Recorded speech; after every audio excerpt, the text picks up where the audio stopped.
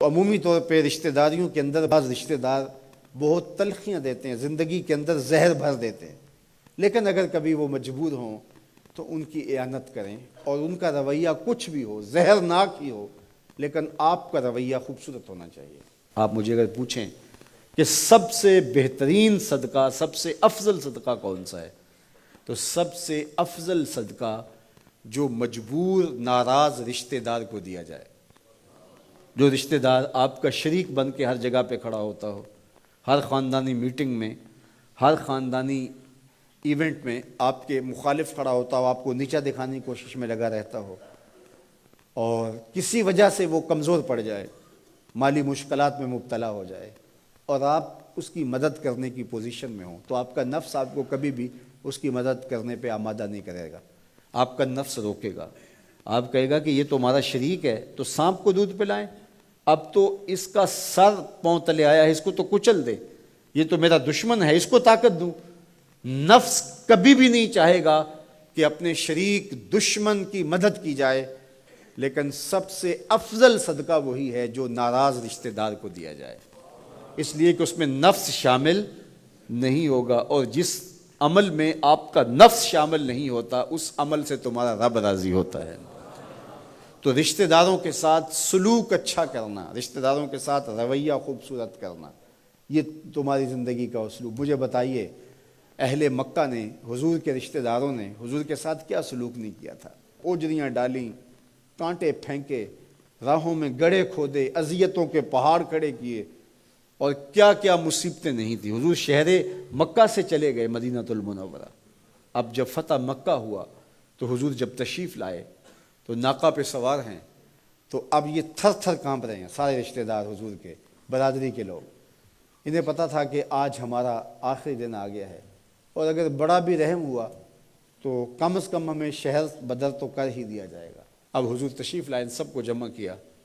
کہا کہ بتاؤ میں تمہارے ساتھ کیا سلوک کروں؟ تو انہوں نے کہا کہ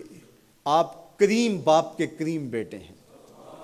ہمیں آپ سے اچھے سلوک کی توقع ہے، اور ان کو توقع یہ تھی کہ ہمیں قتل نہ کیا جائے، شہر سے نکال دیا جائے۔ تو آقا کریم نے فرمایا اذهبوا انتم الطلقاء، جاؤ چلے جاؤ، میں تمہیں معاف کرتا ہوں۔ اور آج تم سے وہی کہتا ہوں جو حضرت یوسف علیہ السلام نے اپنے بھائیوں سے کہا تھا، لا تثریب علیکم اليوم، جاؤ چلے جاؤ، تم سارے آزاد ہو۔ اور حضور نے سب کو معاف کر دیا۔ معاشرے کے کمزور لوگوں کی حضور علیہ السلام مدد کرتے، ان کا بوجھ حضور اٹھا لیتے۔ دکھیوں کا، کمزوروں کا، لاچاروں کا بوجھ اٹھانے کا مزاج پیدا کرو، لوگوں کی ضرورتوں کو پورا کرنے کی کوشش کرو، اپنے کندھوں پہ بوجھ اٹھاؤ اور ان کا بوجھ ہلکا کرو، یہ مزاج پیدا کرو۔ یہ تمہارے نبی علیہ السلام کی سنت ہے۔ وہ چاہے تمہارا دشمن ہی کیوں نہ ہو،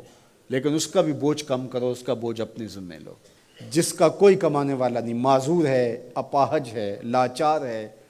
زیادہ بچوں کا بوجھ ہے، اور ذرائع آمدن تھوڑے ہیں، تو آپ کثیر العیال لوگ ہیں جن کا کوئی مددگار نہیں ہے، آپ ان کی مدد کرتے ہیں، ان کے کام آتے ہیں، آپ ان کے لیے کمائی کرتے ہیں۔ یہ بات ذہن میں رکھیے، کمائی کرتے ہوئے 3 نیتوں کا استحضار رہنا چاہیے، 3 نیتیں آپ کے ساتھ جڑی رہنی چاہیے، تو آپ کا کاروبار، آپ کا رزق کمانا بابرکت ہوگا۔ اگر چوتھی چیز جڑ گئی تو آپ کے کاروبار میں، آپ کے رزق میں پیچیدگی آنا شروع ہو جائیں گے۔ سب سے پہلی نیت آپ کے ساتھ یہ جڑی ہو، عموماً ہم سب کے ساتھ یہ نیت جڑی ہوتی ہے، اور وہ یہ کہ ہم اپنی ضروریات کو خود پورا کریں اور سوال کی ذلت سے بچیں۔ دوسرا مقصد، جو میرے زیر کفالت لوگ ہیں، وہ بچے ہیں، بیوی ہے، بوڑھے والدین ہیں، وہ چھوٹے بہن بھائی ہیں، یا جو لوگ بھی میرے زیر کفالت ہیں، ان کی ضروریات کو میں نے پورا کرنا ہے، اور اس کے لیے میں یہ رزق کما رہا ہوں۔ تیسرا مقصد ہمارے ساتھ جڑا ہونا چاہیے، اور جب بھی ہم کمائی کر رہے ہیں تو ہمارے ذہن میں یہ بات ہو کہ معاشرے کے وہ لوگ، وہ میری گلی میں ہیں، میرے رشتہ داروں میں ہیں، میرے محلے میں ہیں، یا کہیں اور ہیں، جن کا کوئی کمانے والا نہیں ہے اور مجبور ہیں، میں ان کی مدد کروں گا۔ اللہ مجھے اس کاروبار سے، اس وسیلہ رزق سے اتنا عطا کر دے کہ میں اپنے بچوں کی کفالت بھی کروں گا، اپنی ضرورت بھی پوری کروں گا، اپنے والدین کی خدمت بھی کروں گا، اور معاشرے کے ان کمزور لوگوں کی مدد بھی کروں گا۔ وہ کام جن کے ذرائع نہیں ہوتے آمدن کے، بلکہ اخراجات ہوتے ہیں میں ان کاموں میں لگوں گا، مدارس دینیہ ہیں، مساجد ہیں اور دیگر ایسے کام ہیں، میں یہ خدمت کروں گا، اس لیے میں کما رہا ہوں، تو یہ رزق بابرکت ہوگا، اور آپ بیٹھے